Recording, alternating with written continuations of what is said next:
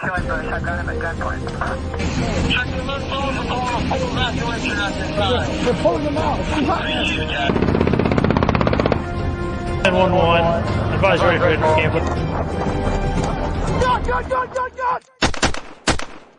Welcome to another episode of War Stories. I'm Tom. And I'm Chuck. And Chuck brings us a returning guest this week. We like to have returning guests because inevitably we get like these little tidbits at the end or during a story or whatever. We're like, oh, you have to come back on and talk more about that. So I like when we're able to get into some of those returning guests and some of that stuff. So who did you bring back to us, Chuck? So it's Gary Edgington, if I pronounce that correctly. I think I messed that up one time. Well done. So Gary, he wrote Outside the Wire.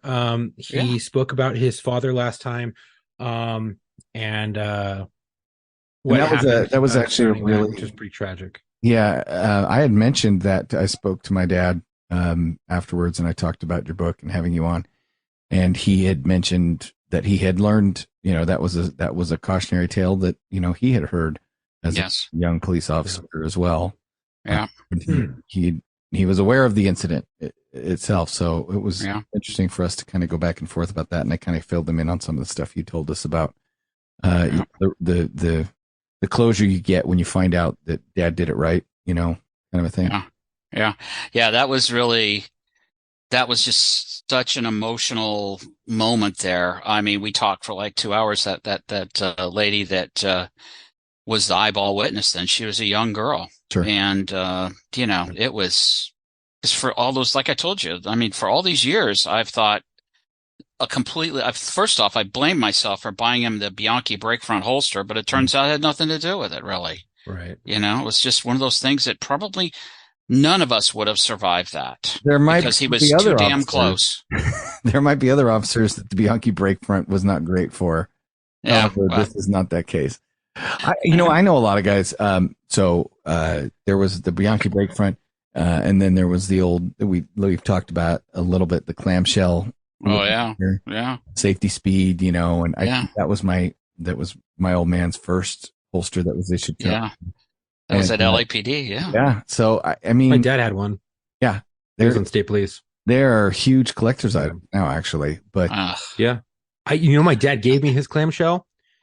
And with the old basket weave loaded one, and I wanted to keep this thing so bad, and then fucking dog got to it. Poor, because they're worth hundreds of dollars. Hundreds of dollars. Oh my god, I saw it and I was like, "You got to be fucking kidding me!" Oh my god, well, man. Because it was your dad's, and like you want to keep that, but I was trying to build a Sam Brown. Yeah, not anymore. I actually have my dad's gear that he had on that day. Oh, wow. I have a radio code book, a notebook, and something else that was in his pocket. And of course it's stained, rather heavily. And I have his watch that he was wearing that day, but it was really, I remember, and I have a straight stick and the Bianchi brake front, had blood on it, I mean, it was, but, that, I have my dad's nightstick, and he's still got his. So this is a funny thing. I don't know, Gary, you might remember this, Chuck. So there was a time period when LAPD had stopped wearing the chrome traditional Sam Brown buckle. Yeah. You can even watch it on Adam 12. Adam 12 at one point. That's right. Well, to a Velcro system where the entire belt Velcroed around itself and then had internal hooks. So it was a completely buckleless belt, leather, right? Leather, but it wrapped around itself and Velcroed and then hooked these little hooks. And the good old fashioned chrome buckled belt was called the Sam Brown. And so my dad told me that all the guys on LAPD, as far as a statement about how they thought the Velcro belt looked, they called it the Bruce Brown. Funny. What's funny is that they went back to the chrome. And it's like more of like a brushed nickel, I would say. Wouldn't really call it chrome. And then they went to similar, like history repeats itself, and I'm a big fan of this. History repeats itself, and anyone who says otherwise is an idiot. And doomed to relive it. Repeat it. Yeah, exactly. And so they went to the Velcro system again with basically, it's still like a chrome Sam Brown, right? But it's this fake plastic BS, right? And it just basically Velcros onto it. You don't even need keepers. You just kind of let it sit there. And funny. So look them up. Back to this one was leather with Velcro, so you wore the undercoat like you're talking about, and then the belt just overlapped on itself and hooked on itself. There was no buckle whatsoever.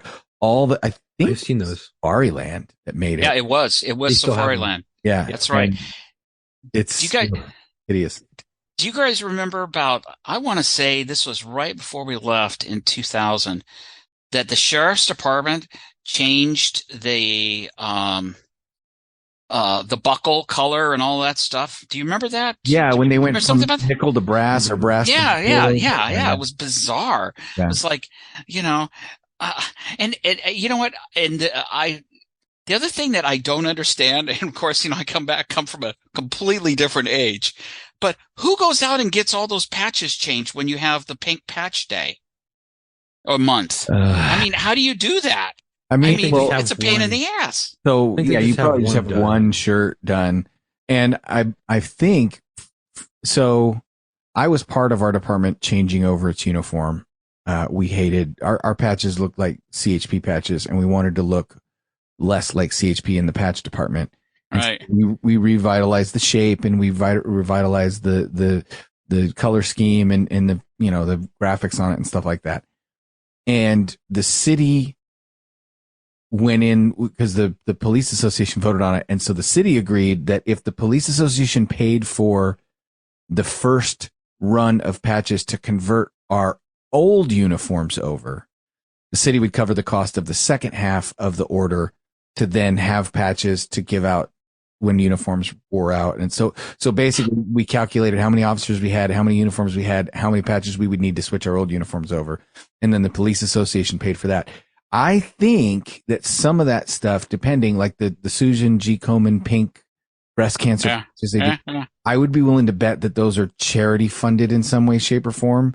I would hope so, or think so, because that's got to be expensive. 10,000 man department. Yeah. Well, I think it's more of like it's an optional thing, because I know LAPD, when the Dodgers were in the race for World Series, all LAPD officers were allowed to wear their hats. It was not mandatory, but you could wear it. Now, LAPD doesn't wear patches, so there are no pink patches to be worn. Right. But every time I would go to a uniform shop that served, all the surrounding areas, where it would be, school PD, LAPD, San Fernando PD, sheriff's department, and basically like all the Inglewood and what's the other one?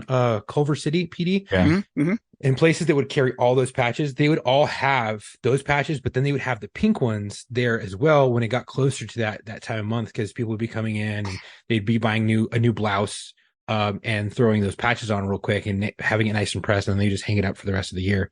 Yeah. So I think it's more of like a do it if you want, don't do it if you don't. Some agencies are mandatory. Some agencies would have rocked it.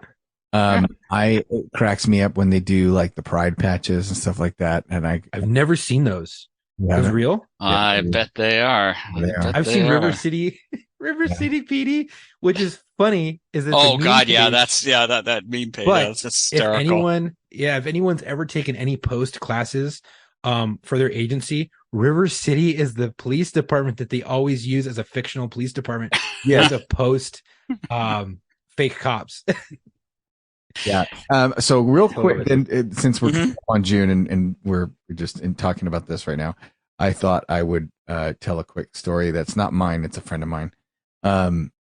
He worked for the LA County Sheriff's Department as a reserve deputy while he was getting on with the Secret Service, and he got asked and agreed to work an overtime gig. Well, it was not overtime for him as a reserve, but he got asked to work a gig, and he was going to work the Rose Parade. And LA County Sheriff, staffs a lot of the Rose Parade. Well, LA County Sheriff also is a contract agency. They provide the law enforcement services to contract cities in Los Angeles County, like the city of West Hollywood. And the city of West Hollywood, if you don't know the Los Angeles demographic, is predominantly gay. I mean, it's like 95% gay community that lives in the city of West Hollywood. And I have a story about that, but go ahead. So they have their own city. They have their own city council. They have their own logos, all that stuff. And they, for, no pun intended, take pride in their demographic. Well, every sheriff's station, including West Hollywood, provided cars for this Rose Bowl event. And my buddy shows up in his uniform, whatever. And they're like, yeah, just grab a car and go 10-8 and drive around the parade route, the day before the Rose Parade. Make sure nobody's doing anything stupid. He's driving around, and everywhere he goes, he would get these male couples that would like wave at him. Hi. What is happening? And it was specifically gay couples that were like waving at him and gay men waving at him. Hi, deputy. And he's waving like, hi. He had grabbed a West Hollywood division white, and it has a rainbow flag seal of the city of West Hollywood on the back doors. And so he, unbeknownst to him, was driving a pride flag police car. And I love it. Just completely unaware. And that, so he got back and he gets out of the car and he's like, all these gay couples are waving at me. And they're like, yeah, look at your car. And he went, oh, well, that explains it. There you go. So when I was a special agent with DOJ, I picked up an unsolved homicide. It started in Alhambra, and basically, I'll do a really fast story on it.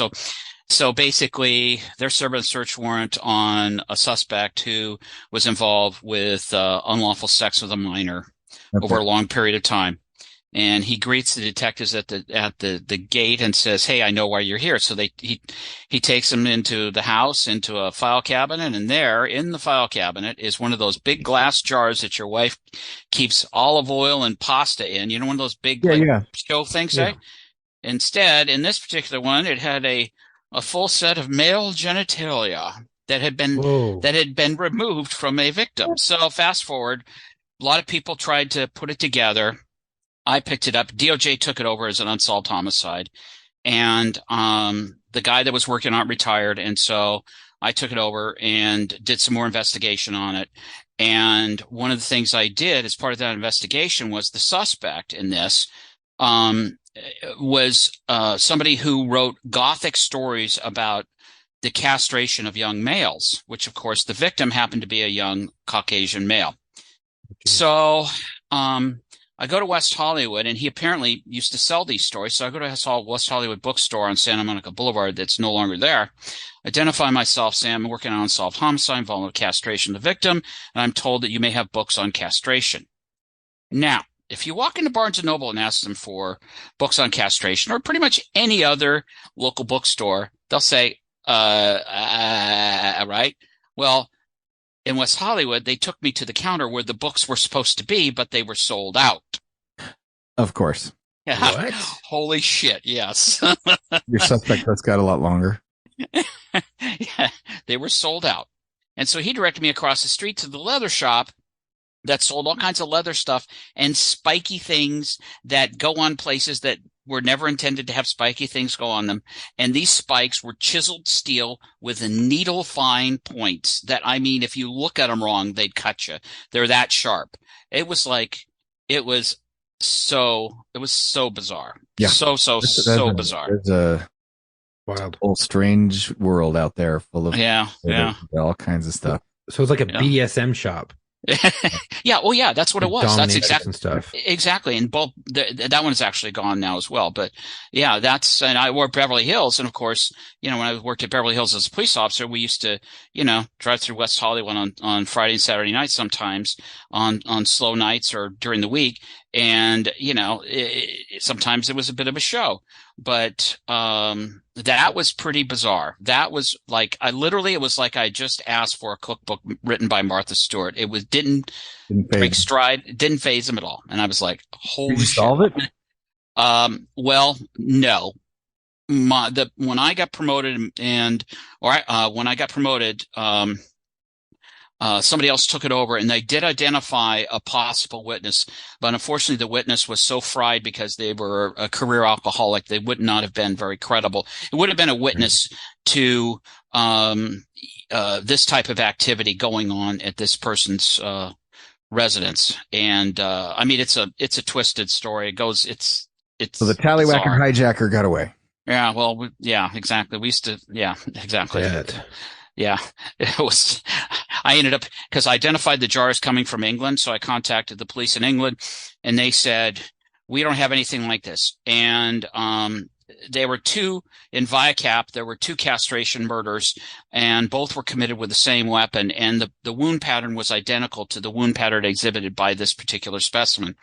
So I talked to the Brits. The Brits said, no, we don't have anything like this, but call the Germans, because they're kind of weird.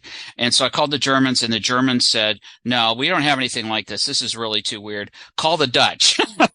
You know what? Oh my gosh. I wonder, honestly, and this is I'm not even being funny. This would have been long ago enough that I would be willing to bet that there is a genuine chance there was no body, because you were working it as a homicide, because it's, full set of male genitalia in a jar. Exactly. But I would be willing to bet that this, especially considering where you were at, that there is a genuine chance that somebody went down and got medically altered gender transition surgery back before it was a common thing. And maybe somebody went to Mexico and had it done off the books and got to keep their old gear in a jar as a souvenir from having the surgery done. I would not. Now, I know nowadays they turn it inside out and all that other stuff, and there's nothing to keep. But it wouldn't surprise me if back in the day somebody had just done that to themselves or had that done to themselves and kept it as a souvenir. Wouldn't surprise me. I think it's plausible. Like, if we're doing Mythbusters, plausible. I would stamp that bitch plausible. Now, I'm not saying that's what happened. We should not reenact this. No reenactments on this one. No reenact, definitely. So we talked about your time. You worked with the Joint Terrorism Task Force, got some anti-terror stuff, and that ultimately led you to Iraq. So I wanted to, if we can, let's go back and talk about how you get from California DOJ to working with the Joint Terrorism Task Force. And this is all pre 9/11 stuff.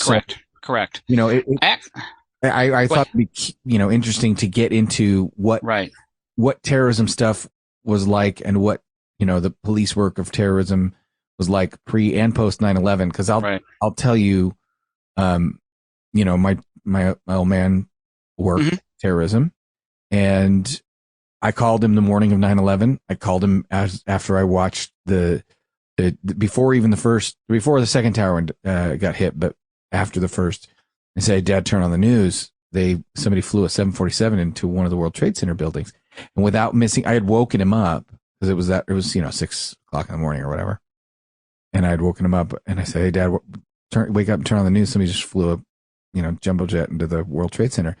And without missing a beat, he said, wow, they finally did it. Yeah, exactly. Yeah. And because they were after those buildings from before.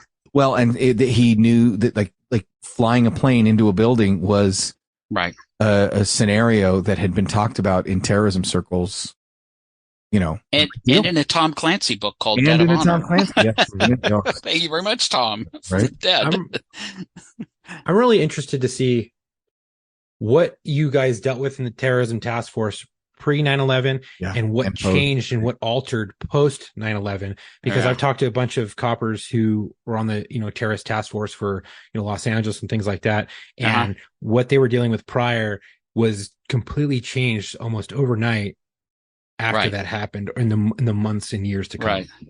Well, basically, I had been my interest in terrorism started back in the 80s, and actually wrote a thesis about terrorism and its potential effect in Beverly Hills for a degree. And so I was, in Beverly Hills, because Beverly Hills is one of those high profile places, right? And it is a center of there's some banking, some industry, but I mean, and while I was at Beverly Hills, and Beverly Hills adjacent, there were at least 2 terrorist attacks while I was there, and plenty of threats. Okay. And this was back in the 80s. We had a bombing at the Turkish consulate on Wilshire Boulevard. We had assassination of the Turkish consulate on Wilshire Boulevard, just outside of Beverly Hills. So, I mean, this is entirely possible. We also had the Beverly Center, which is adjacent to Beverly Hills, which, you know, if you've been to the Beverly Center and you know anything about terrorism, you go, holy shit, what were they thinking on this one? Because the whole mall is built on top of the parking structure, which, you know, it's not so great, you know, and it's uncontrolled. So anyway, so basically I was interested in it for quite a long time. I was working at Department of Justice. I was working on the intelligence squad, organized crime intelligence squad. And a position opened in 1999 on the Joint Terrorism Task Force. I'd already been working with the FBI on government corruption cases and things like that. So I already had my clearances and everything. So I put in everybody knew that I was interested in it. So it wasn't a hard fight to get over there, and got over there, and I was assigned to a domestic terrorism squad. And it was the FBI of what people used to describe back in the day, what your father would have described working with the FBI. If you were a local, you were pretty much sort of a backwater peasant, and you really weren't. Domestic terrorism squads were a little bit different but the international squads didn't talk to anybody, didn't do anything. Well, I shouldn't say that. Didn't talk to anybody and didn't really share unless they absolutely had to. And it was the most dysfunctional. I've been a detective almost my entire career, and I have never seen a detective bureau, an investigative bureau, more dysfunctional than I saw when I went to the Joint Terrorism Task Force, because agents, because of a thing called the wall, which separated intelligence from criminal investigations. Right. That was created by a Clinton administration attorney by the name of Jamie Gerlich.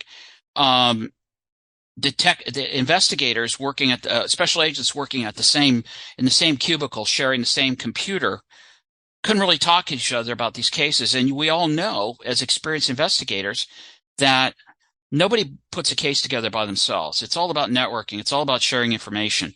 And, you know, talking about cases at lunch or over coffee or whatever. And you go, oh, yeah, I know that asshole. I worked him 10 years ago or 5 years ago. And, you almost like asking cops if they have any cases where male genitalia has been cut off. Well, yeah, exactly. Something like that. Anything like this? And the Bureau has a great system for that. It's called VICAP, or at least it used to be called VICAP. And so they're no strangers to information sharing, but when it came to this, they weren't so great. And that was the big takeaway. And I worked on a domestic terrorism squad, and while I was there was a lot of focus on hate crimes and well, there was one case that involved actually LAPD. The LAPD guys on the task force did the case along with the bureau guys that involved religious motivated hate and things like that. And after 9/11, I was working internal affairs, and then I went back out there as a liaison for the Department of Justice, and then was tapped to run the task force. And so for about almost a year, the FBI was still kind of running in the same way. The information sharing was a little bit better, but it was still not good. It was not functioning like it should have. I can remember we developed a source of information that was very credible, that was telling us that there was recruitment going on in the prisons. Islamists, clerics recruiting individuals. And so we wrote that up, and I brought that to the task force leadership, and they looked at me like I had 3 heads and 2 tails. Like, why would they do that? That doesn't fit. That doesn't fit. And I'm thinking to myself, guys, this is in the Al-Qaeda manual. What are you talking about? You know? And it only makes sense. These people all potentially can have U.S. passports. They can travel through the country easily. They understand American culture much easier than a Saudi student, you know? So And then one day, the assistant director in charge probably heard enough about what was going on and fired a bunch of people in literally one night and brought in supervisory special agents that had worked with locals on task forces. And the atmosphere changed overnight. It was marvelous. It was fantastic.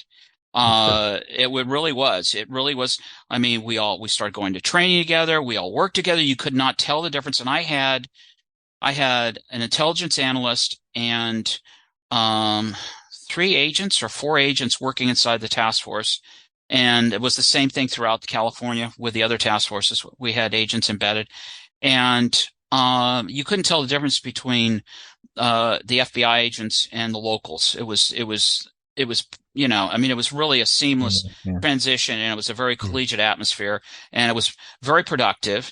And because we all know that the locals bring a lot to the table, you know, local experience, local knowledge. You have a young FBI agent who's fresh out of Quantico and really doesn't know anything except for what the Bureau taught them at the academy. And now they're in Los Angeles, and they don't know LA, and they don't know where to go, and they don't know how to talk to people really yet. Dress. Or dress. There is that. And all of these different things. And, but with local assistance, you know, new agents were paired up with experienced detectives and things like that. So it worked out much better for everybody. And it was a much, much, much better atmosphere. I had great friends over there with the Bureau, and, it was really a great experience. When that happened, it was like a light switch flipped on, and it really was a huge change.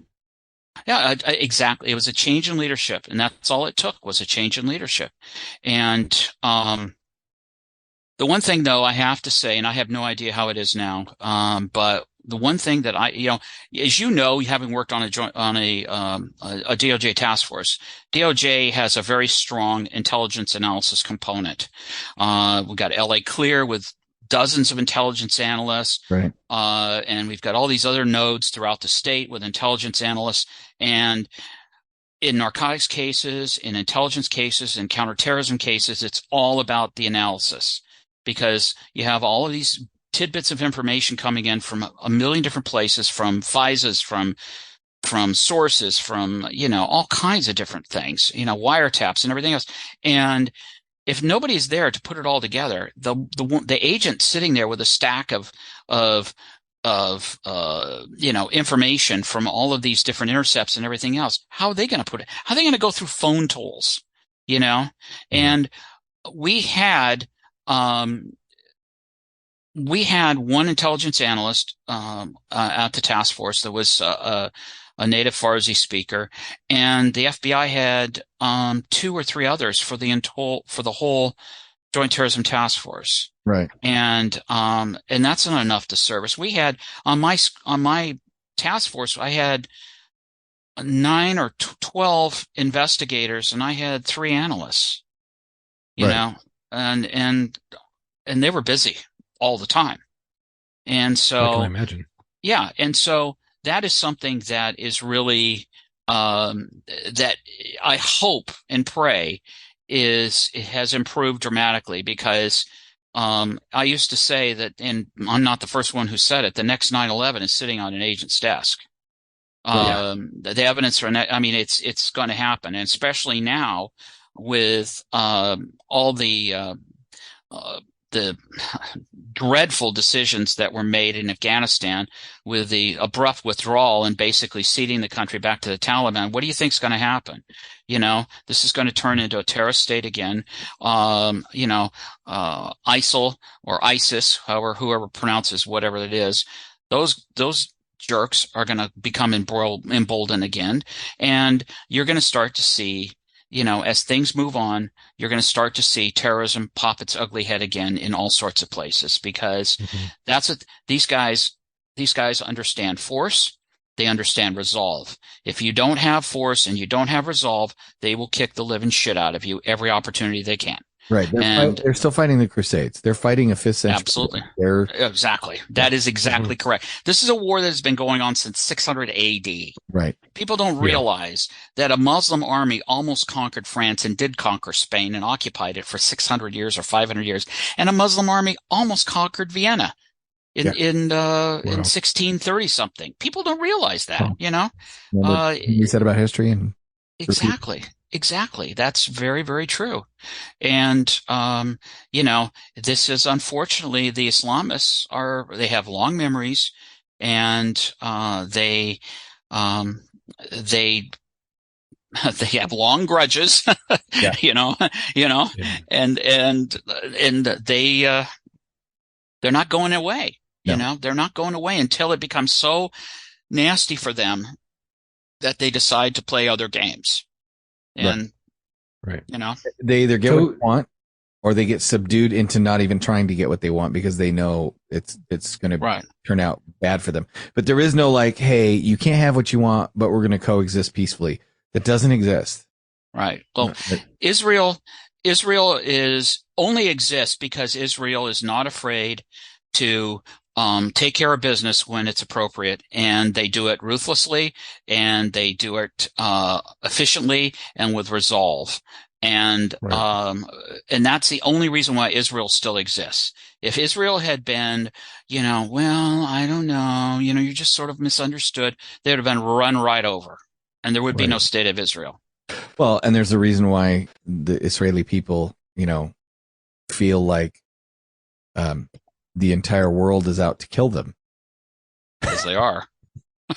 As they are. Historically, you know? That's kind of been the case. Exactly. I mean, it goes back for a long damn time. Yeah, exactly. Back to Canaanites. You're going to have to go back to David and Goliath. You're going to have to go back to a lot of other things. As you guys know, you know, sort of I don't want to say the motto, but certainly the ideal that is in the back of every Israeli's mind is never again. Right. And that is what is motivating for them. They're not going to tolerate it. Never again. They're not going to allow their people to be murdered like what happened in World War II. It's not going to happen. They'll go down fighting. Right. Yeah. Now, you worked on the Joint Terrorism Task Force for a very long time. What was one of the most crazy, incredible things that you guys ever had to deal with and work with?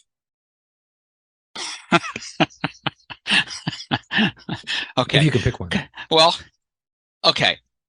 I'm going to tell you a couple things because I have to be careful because all that stuff is all classified and all that stuff. Right. But I'll tell you, okay, remember the year after 9/11, July 4th, 2002, individual goes up to the El Al counter at LAX, pulls out his Glock and has like, you know, multiple magazines on his body and a knife and all kinds of shit, and opens up, and the El Al security guy pops him, gets on a plane, gets back to Israel. Okay. This is the thing that is so bizarre about working in that federal environment. It took them months and months and months and months to call that an act of terror when everybody who knew what anything about this guy, which we knew within hours, we had, you know, we had the license plate and we did a full background on him. We knew what he was doing, what he was about, and everything else. And it was like you know, my friggin' dog would have figured out what he was up to and what he was doing, you know. And it was, of course, it was Islamist-based terror. There's no question about it. But it took all that time for somebody to actually say, oh, yeah, it was an act of terror. Well, no shit. It's like Nidal Hassan. They called that an act of workplace violence. Well, Major Nidal Hassan was an Islamist. Yes. And he was in communication with Islamists. Right. And that's what motivated him to kill people. Right. You know, at Fort Hood. That was what it was. It wasn't workplace violence. He wasn't pissed off that he didn't get go to lunch that day. You know, and so there were things like that. There were frustrations like that. And then there were incidents. We had a case involving an individual that was a state employee, and he was in a kind of sensitive sort of position in a way. And I have to kind of dance around the facts here a little bit, so bear with me. And we had an informant that said that this individual had bought a ton, and I mean literally probably a ton. It was way more than he'd ever bought before, of a sensitive chemical that's used in the making of explosives. Sure. And he had never done that before. Most likely a farm chemical of some kind. Well, could be. Right. And he paid for it on credit, which he'd never done before either. Okay. So bells and whistles went off, and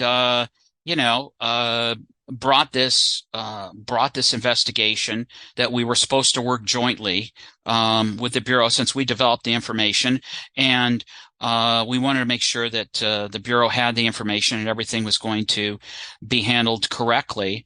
And we came up with a mutually agreed to strategy on how to handle it.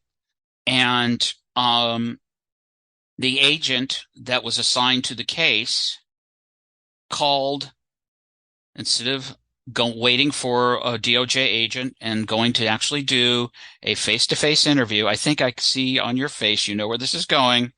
Calls the wife and says, "Hey, what's the deal? And I'm from the FBI and you're not." And she gets on the phone and calls, Johnny, no middle name, Mohammed. Mm-hmm. And what do you think happens? He calls the agent, and the agent conducts a telephonic interview and says, "Oh, there's nothing here." Right. Oh, wow. The agent said, "You bought all this stuff. And for what did you buy it?" Yeah. You'll be here all week. That was very good. I've never heard that one. That's very good. That's good. I may put that. You know what? I'm going to give you credit, but I'm going to put that in the next book. So it's interesting.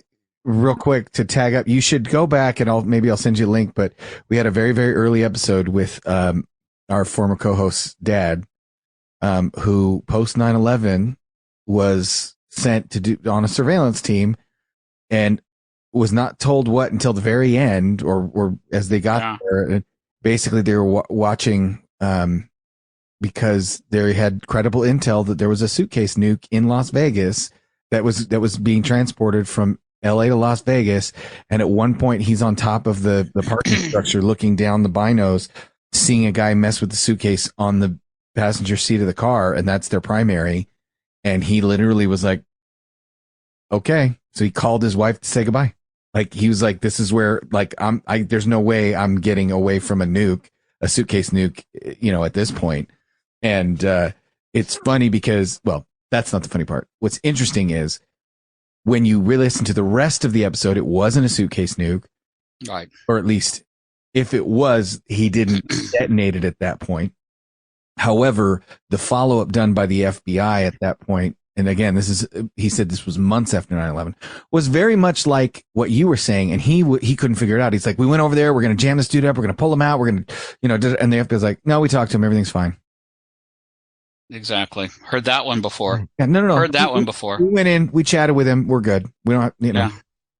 Isn't that what happened with the ninth hijacker? Yeah. Isn't that what happened? Yeah. Isn't that exactly I don't know if it was the ninth one, but I know at one point they were like, hey, what's going on? Nothing. Yeah, it's okay. Don't worry about it. Don't worry about it. And I don't want this to sound like this is an FBI bashing session, even though they're taking it on the chin here lately, pretty severely. For it. Let's back up. I'm sure Gary and I'm Chuck as well. We know some great FBI agents. Absolutely. We know some FBI agents that are absolutely doing the Lord's work. I've worked with some top tier FBI guys. Just because individual agents can be great, awesome go-getters doesn't mean they aren't completely freaking frustrated by the organization they work for. I just want to put that out there. Oh, absolutely. Right. And you know what? Some of the biggest critics of the FBI I ever encountered were FBI agents. Right. And there was no reason for it, because the criticisms were based in reality. I mean, this is an agency that lawyers the death out of everything. Mm-hmm. And you can't do law enforcement if you're going to lawyer every damn thing that's going to come along, because by the time you're done lawyering something, the crime is over. It's been committed, or something else has happened. Right. And, I mean, and in the post 9/11 world, they had, of course, there was a huge expansion in FBI headquarters. So they had to they put out a thing that said, I think if you had to have a year on, or maybe it was 2 years, I don't know what it was. But anyway, they were doing shake and bake promotions of young agents to headquarters, and they would be sitting in desks that were controlling field investigations, substantive desks, telling agents that had 10, 15 years on the job and JTTF task force officers how to run their investigations. Right. And some of them had only been agents for just a couple of years. They didn't know anything. That's wild. Right. And that's crazy. That is a recipe for disaster. Well, and unfortunately, that's throughout most of law enforcement. Well, it is now. In big agencies, I've seen it in big agencies. No, but that's true. It's a sad thing. So on your caper where they interviewed him and did the telephonic, how did that all shake out? They interviewed him telephonically, no further, nothing to see here. That's it. No further, nothing to see here. Yeah. Wow.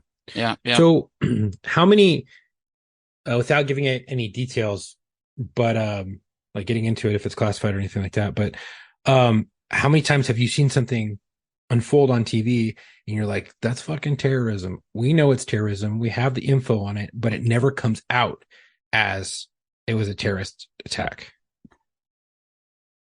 Well, there are things that I find incredibly suspicious. That of course I'm talking out my ass because I have no access to the actual nitty gritty, case files, interviews, intelligence and all of that stuff. No, but the bullshit meter goes off. But I gotta say, that Mandalay Bay shooting in Vegas bugs the shit out of me. Yeah. That just really bugs me. There are just too many things about that troubled me. The Filipino wife or girlfriend, whatever the hell she was, going back to the Philippines right before this happens. There's just a lot of things. And it may and like I said, I'm talking out of my ass. I have no idea, no access to any of that stuff, been out of it for a long time. But to me, how come we still don't know, how many years later, 6, 7 years later, we still don't know anything about that case? Yeah. That's kind of weird. That's kind of weird. Even 2020 hasn't done anything about it, and, right. And something else too, and this is not terrorism related. How come the manifesto from was it Nashville? The shooter in Nashville? Mm-hmm. How come that hasn't come out? We always see other manifestos. I mean, they're always out all the time. They come out like within 5 minutes. They're out. I've read the Unabomber's manifesto.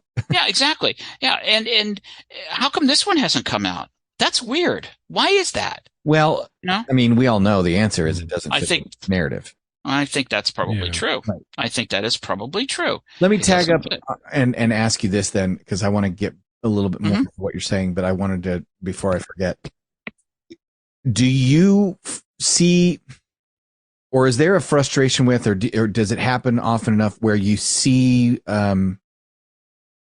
things that are nothings, right? Like it was gonna be something, and then it's kind of like, because it was thwarted, because nothing happened, because, boots on the ground are out there doing the Lord's work, and somebody gets taken into custody and then they bury it.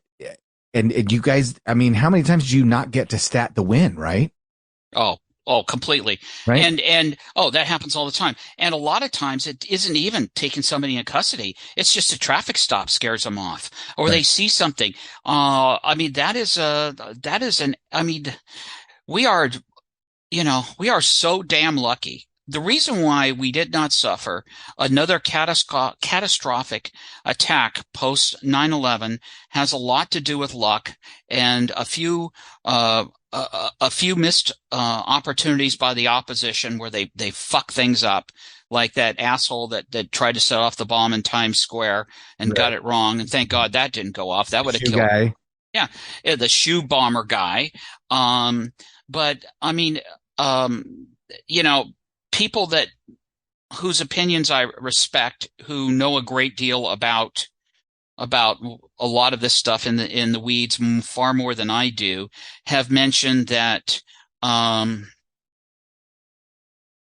position of the bomb on TWA 800 was similar and potentially also the size of what they theorized to be the size of the bomb is similar to the Ramzi Yousef airplane bomb that he was planning to use to knock down planes out of the sky. He did one dry run that killed a Japanese passenger, and it was a bomb that was hidden under the seat in a toy or something like that, as I recall. It's been a long time since I read about it, Right. but it was under the the wing root where apparently a lot of fuel lines and electronics are located. So, which makes sense. If you're gonna plant a bomb, you want to do it over where the fuel is, where the electronics is, and that, as opposed to up forward, where there's maybe just luggage under the passenger compartment.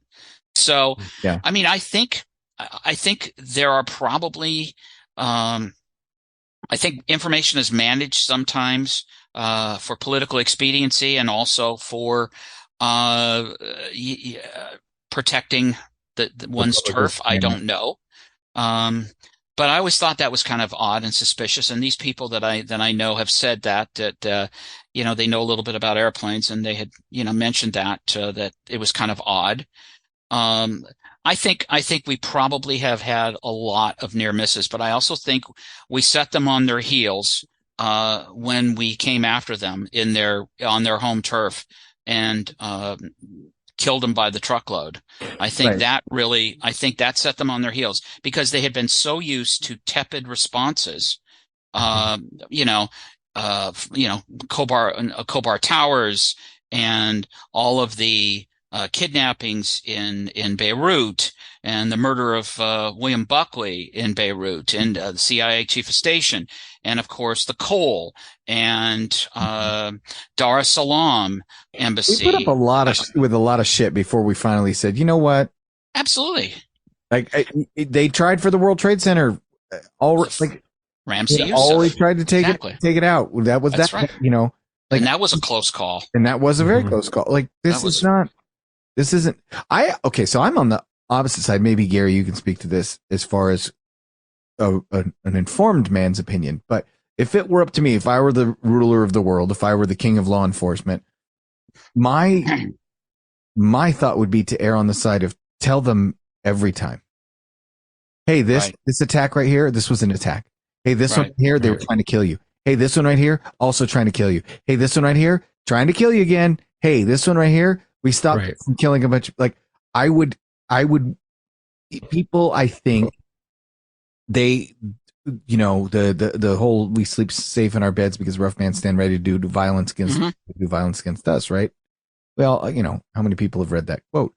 But sleeping safe in your bed is not the same as sleeping safe in your bed and then waking up the next morning with that rough man saying, hey, this is what I just stopped from happening last night.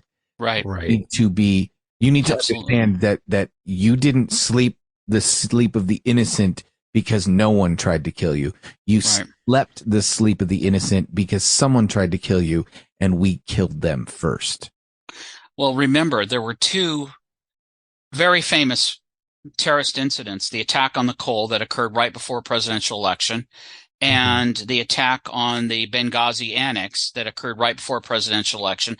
And both of them were downplayed as related to terrorism, especially Benghazi, and it was a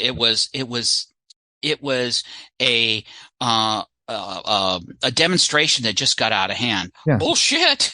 Yeah. Right. Are you kidding me?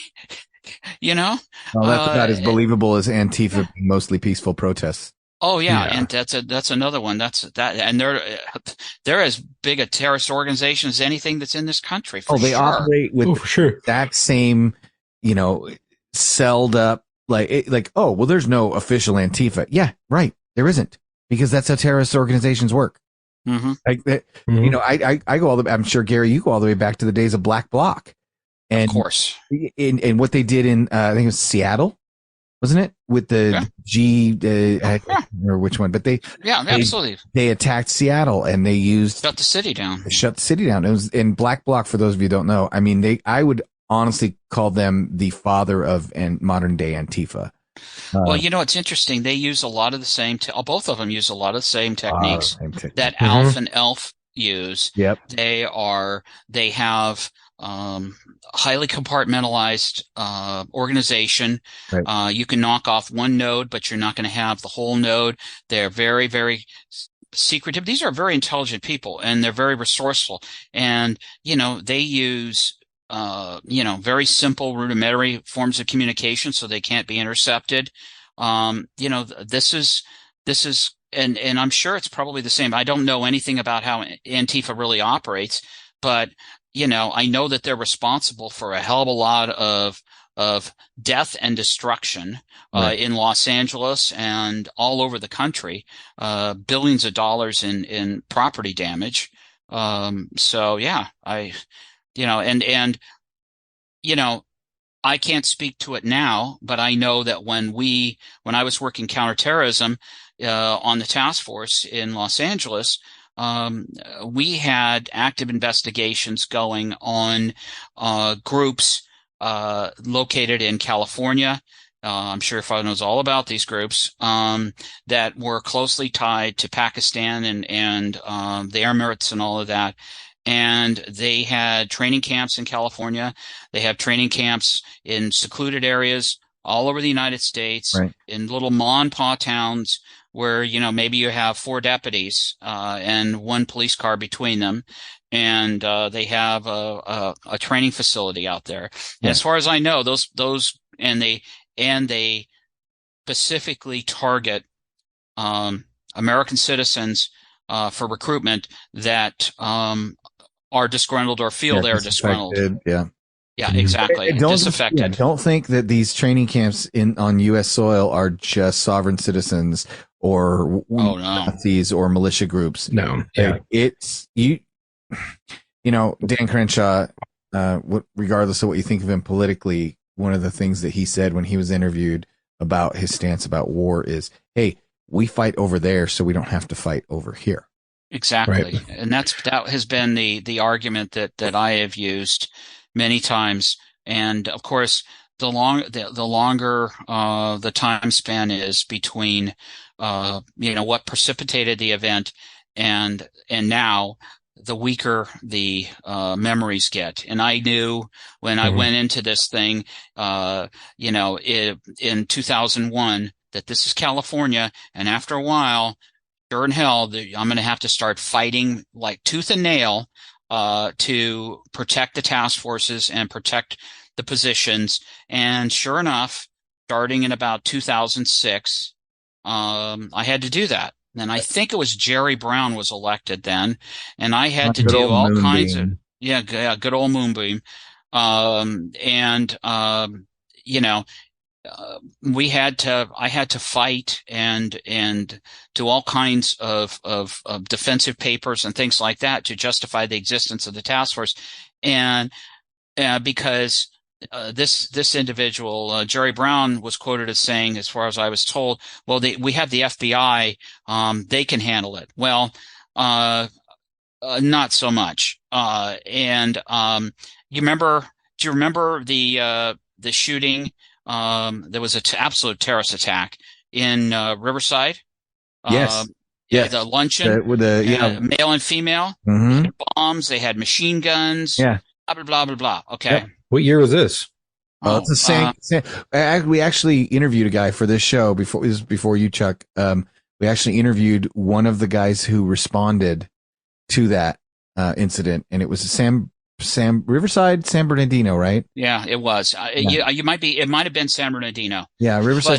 Riverside County or San Bernardino County, but it was a husband and wife team.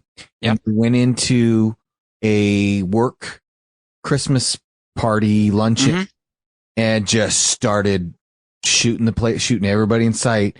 And then they went out, and this they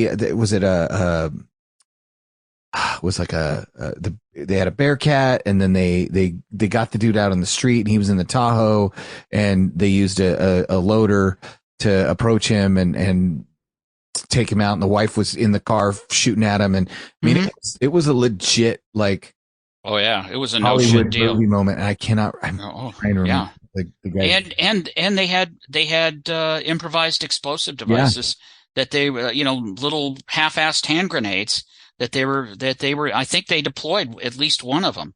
And they had more in the car. I mean, and I think this was 2018, 2015, 2015. Yeah. I won't even say their freaking names, but it was at the Inyo Regional Center, and basically they killed 1, 2, 3, 4, 5, 6, 7, 8, 9, 10, 11, 12, 13, 14, 15 people. 14 civilians, sorry, ranging from 26 to 60. Residents of San Bernardino County and 5 from Riverside and Orange County and stuff like that. So, and I believe they were either Paki or Bangladeshi, I think. I think I remember hearing about that. Was obviously on the job, but that was a very dangerous. Yeah, their neighbor was like implicated in a sham marriage, and right. That's another whole other thing. But I won't say their names, but I'm looking at their names right now, and they were right. What's crazy is that I don't think a lot of citizens know that in the United States that there are major terrorist training camps actively going on in the U.S. Yeah. And I think one of the biggest ones, or the most training camps, I want to say, if I remember correctly, is in not Missouri, but it's in Minnesota, I think. Well, that wouldn't surprise me, because that's Somali country. Yeah, that's Somali country. That wouldn't surprise me at all. I was talking to a DA guy, and I was like, why don't they go in there and just like shut it down? They're like, we can't. This just blows my mind. Theoretically, still the United States of America. Yeah. Well, there were. That was that female cop. That was a little bit of selectivity, shall we say? Yes. In my estimation, based on what I saw as a casual observer, it seemed like things were a tiny bit selective. Well, I mean, we're always selective, right? Like it's the terrorism du jour. It's the whatever we're supposed to be mad at this week. Right. And it's funny is you just look at our movies and TV shows, and you'll see in the 80s we were supposed to be mad at the Soviets. So every movie, every bad guy had a big red star. Right. In the 90s, it was kind of, now it's not the Soviets anymore. It's the drug cartels. Cartels. That's right. Now we're in the 2000s. Look, we could be mad at the Arabs again. We can be mad at so if you go back and you look at, what was it? It was a James Bond movie, and it cracked me up because James Bond goes into an unnamed Arab country and works with the Mujahideen to take down international terrorist smuggling raw opium to fund their terrorism that's going to harm the British government and the world's stability. And in the film, he's working with the Mujahideen, which at the time we're like, oh, yeah, of course. Nobody knew what the damn Mujahideen was. Right. And they didn't realize that, this is a group that produced people like Osama bin Laden. Exactly. And do you, are you familiar with the book, Sum of All Fears, Tom Clancy's book? Okay. Oh, I've read all his And then you saw the movie. Okay. Mm-hmm. In the book, they made some alterations there. They made a tiny bit of an alteration there because the bad guys in the movie are South African neo-Nazis. Right. And the bad guys in the book are the usual suspects. Right. They're on, and they're like, guys, we can't do that. That's not cool right now. Well, yeah, exactly. Look at Red Dawn, the remake of Red Dawn. The original was the Soviets through Cuba. Cubans, yeah.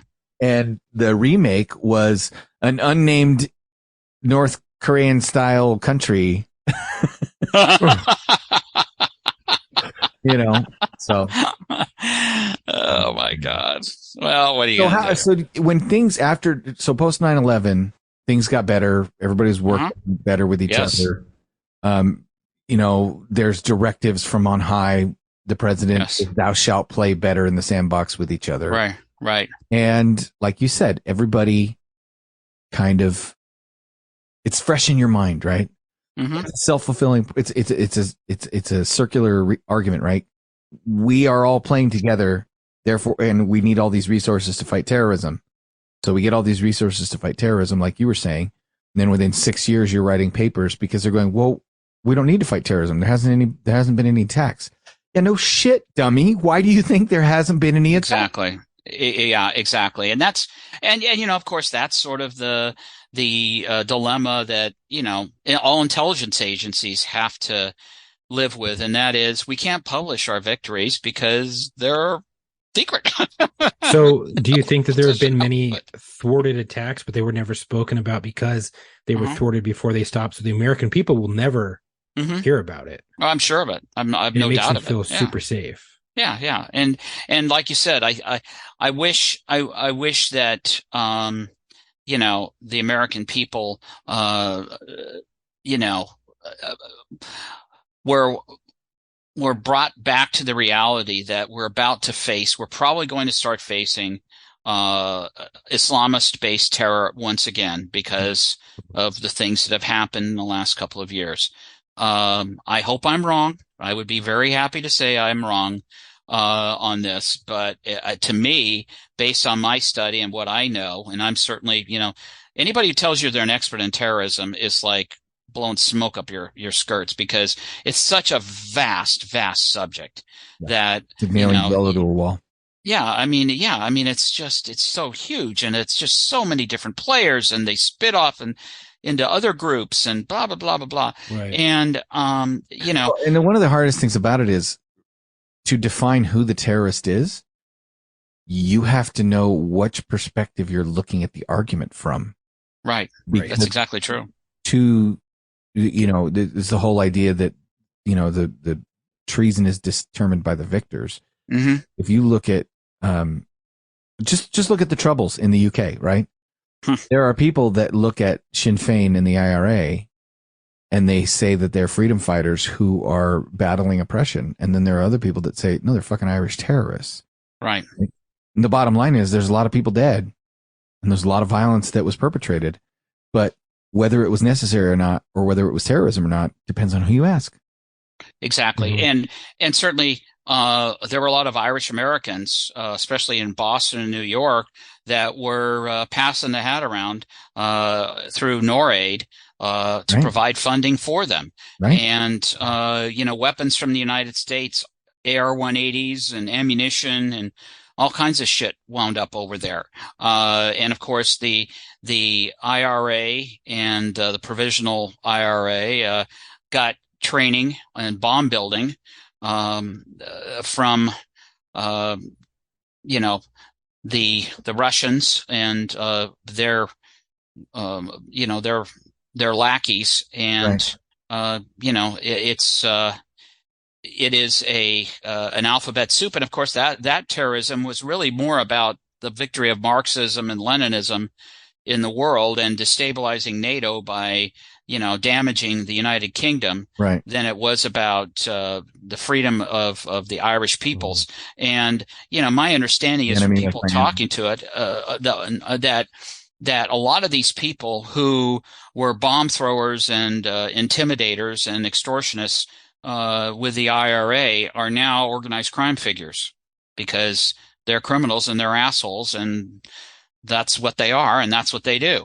You know. Right. And, well, you look at the fall of the Soviet Union, and you look at the nuclear weapons and the military materials that all just got black marketed, and now the oligarchs that are running the Soviet Union because they have money, well, they're thugs, because that's right. When they were in the military they were thugs, and now that they're not in the military they're thugs, and a thug's a thug. Right. And they were KGB officers, right. And they were NKVD, and they were assholes, and now they're capitalist assholes. I would encourage people to look if you're like, oh well, that's obviously the Soviet Union, that just Google Barry Seal. Just do yourself a favor and Google Barry Seal, okay? If you don't think that we have done our fair share of 3-card Monte dealing. It's true. In the international community.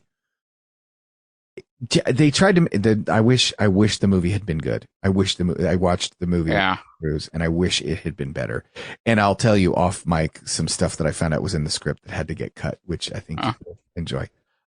But if you want to know about the dirty shit that our government, up to and including the Clinton administration, the CIA, and the DEA were all involved in, just look up Barry Seal.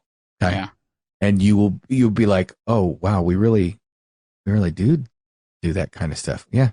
Because it's because of the, the national security considerations take precedence over the war on terror, war on narcotics. Yeah. Considerations. It's Mel Brooks in Blazing Saddles. Gentlemen, affairs of state take precedence over exactly.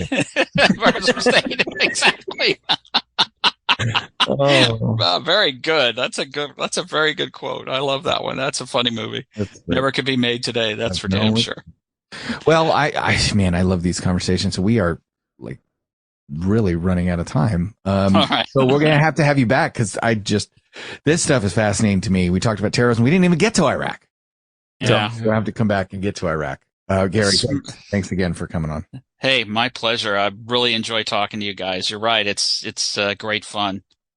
Great fun. In some ways, these are all thought experiments because, like, Gary's sitting here talking to me, and I know Gary's got a head full of information that he could never admit to. And I'll give you a perfect example. Is a friend of mine was thinking about joining military intelligence. There's a super secret test. It's a super hard test if you want to get into military intelligence. And it has a lot to do with decryption and language and stuff like that.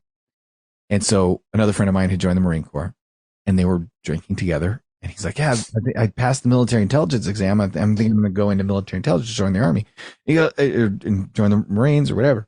And his buddy's drunk. He's a Marine. He's drunk as shit. And he's like, oh man, if you do, that means someday if we're deployed together, I will be on the same base as you, and you like you'll be my job. And he's like, oh yeah, your job is to protect me. He goes, for the most part. And he goes, what do you mean? Well, my job will be to protect you until I have to kill you. He's like, what are you talking about? And he's drunk as shit. And he's going, well, I mean, if the base were overrun and like your capture is imminent and I'm alive, I might. He's like, are you serious? He's like, yeah. And it's funny because there's probably a grain of truth to that. Yeah. You're like, yeah, the reality of it is hilarious until it's not, Right. It's right. Yeah, you can't let that info get out, Well, but that's, you look at all those cyanide pills in teeth were real, right? Like, yeah. Oh yeah. The Mission Impossible, if you're caught or captured, you'll be why the hell do you think our special ops tier 1 people get inserted in country without any patches on their uniforms? Like it's and ammunition that is either it has no marking on it, right, or has somebody else's marking on it, right? Exactly. I mean, what's his name? The guy who was shot down in the U-2 plane. He had a cyanide injector or some damn thing to commit suicide. I can't think of his name. Yeah, and didn't he?